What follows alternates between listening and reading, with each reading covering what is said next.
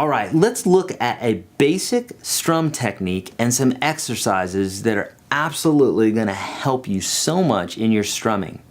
Now, when I say a basic strum exercise, this doesn't mean something that's like low level. However, what I mean by it is that it's so foundational that you could take this and use it for really all of your strumming from here to 60 years from now when you're still playing, okay?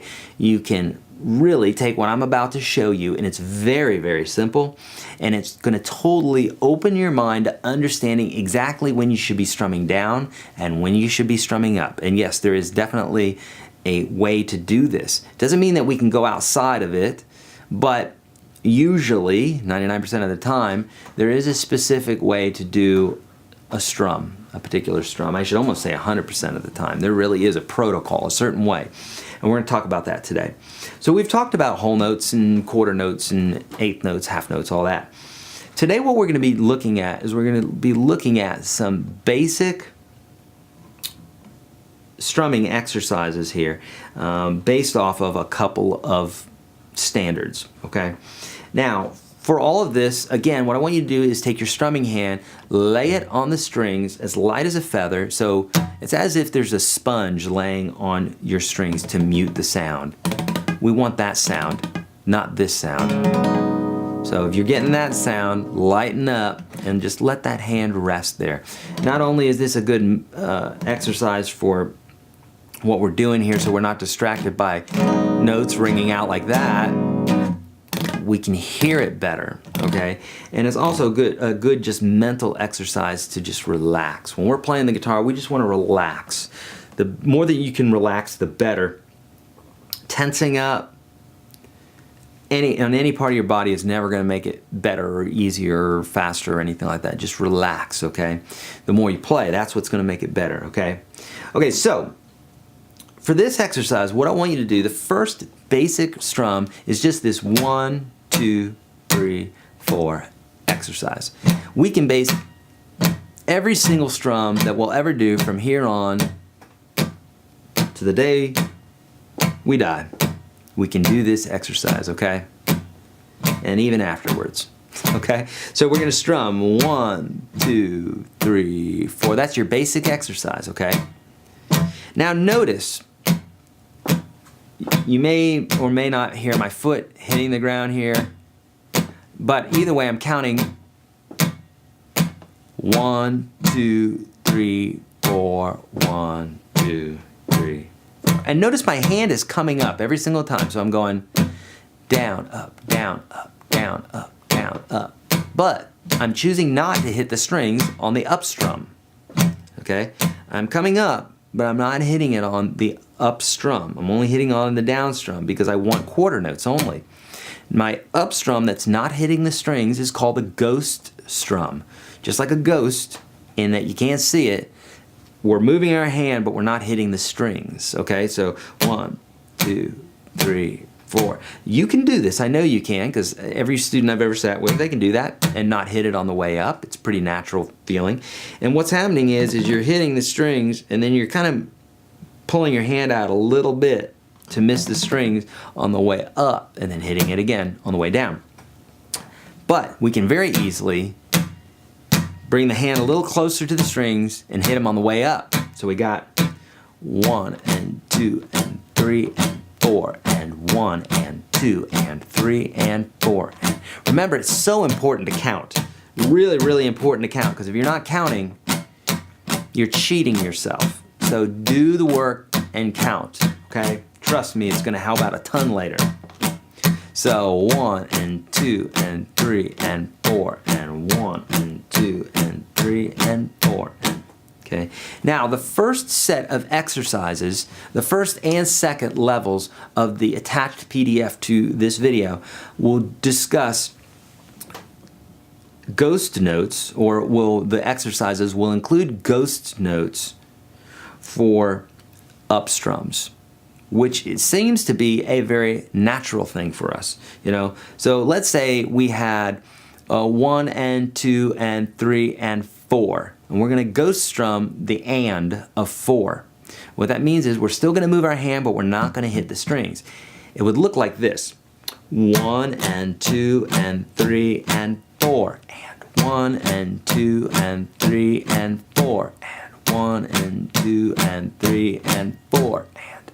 Now I'm whispering and there to kind of prompt me to just mute that, to not mute, but to not hit the strings, okay, in that area. This takes a little getting used to, and in fact, a lot of times when people play this in the beginning, they'll go 1 and 2 and 3 and 4.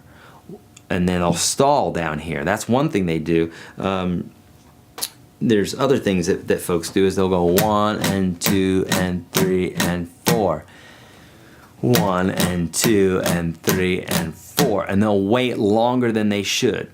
This is why I want you to count, because the beat, you've heard the expression, and the beat goes on, right? 1 and 2 and 3 and 4 and 1, and it's just going to keep going. Everybody in the band or musicians that you're playing with, if people are dancing or whatever, they're not going to stop for that one beat where you're forgetting to keep going, okay? It's a disruption to music. With music we have melody and harmony and rhythm, and if you disrupt that rhythm or any part of that, the harmony or the melody or any part of it, it's going to sound awkward, okay? If it were a painting, it would be like you left a color out, or you didn't, you traced something, but you didn't fill it in with color. So in this case here, we want to keep counting all the time. 1 and 2 and 3 and 4, and 1 and 2 and 3 and 4. I'll also anticipate the mute, or the ghost strum, I should say. I like to anticipate that by kind of ramping up my voice, like 1 and 2 and 3 and 4, and 1 and 2 and 3 and 4, and kind of accenting that one before it. If you do that, that's going to help a lot. Hopefully you're using a thinner pick, and then that's going to help with what you're doing.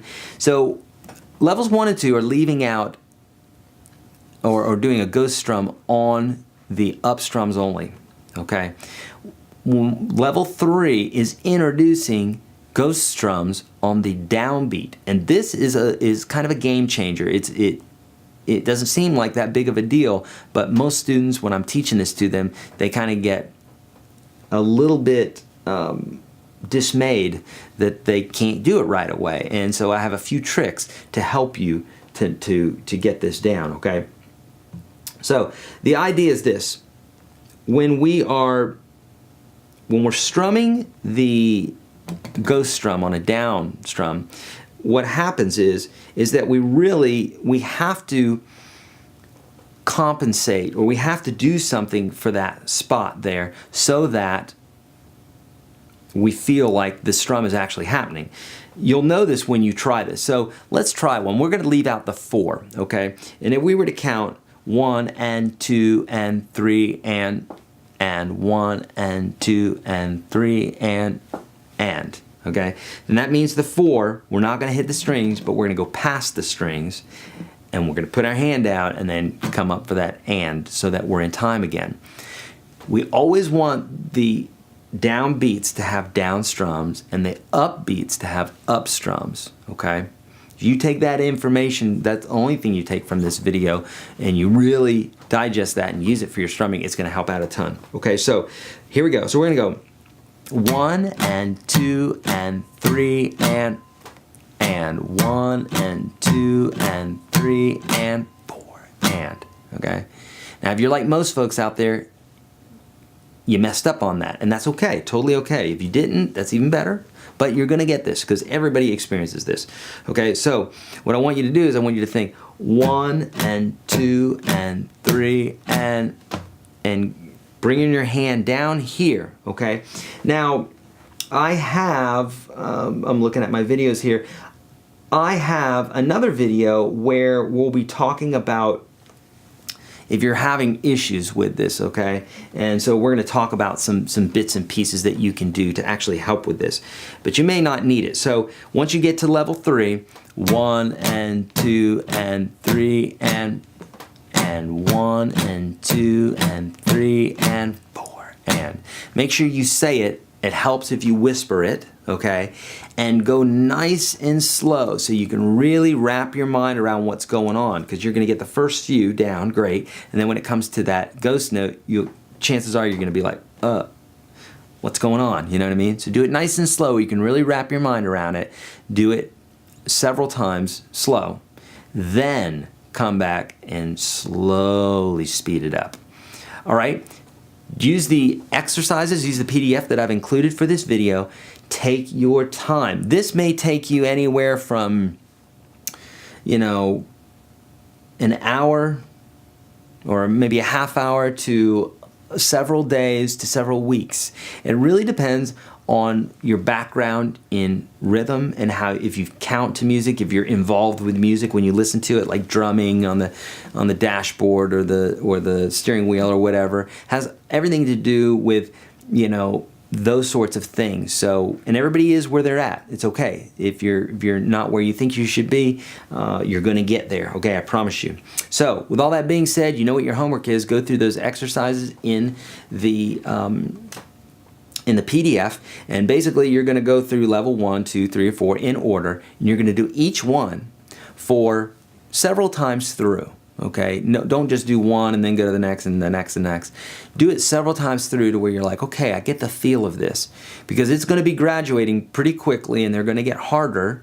Not necessarily 5 levels of hardness. Really, 1 and 2 are pretty much the same. Then level 3, it brings in this new idea, and 4 and 5 slightly harder. Okay, so don't fear that it's just going to get crazy difficult. It doesn't. Okay, so take your time with this. Have fun with this. Remember, you're on a journey here. So 3/4 of the fun here in playing guitar is the journey, okay? And you're always going to be getting better and better. So you're never really going to arrive at where you want to be. You're always getting better. So take your time and enjoy this process. All right, let's keep going.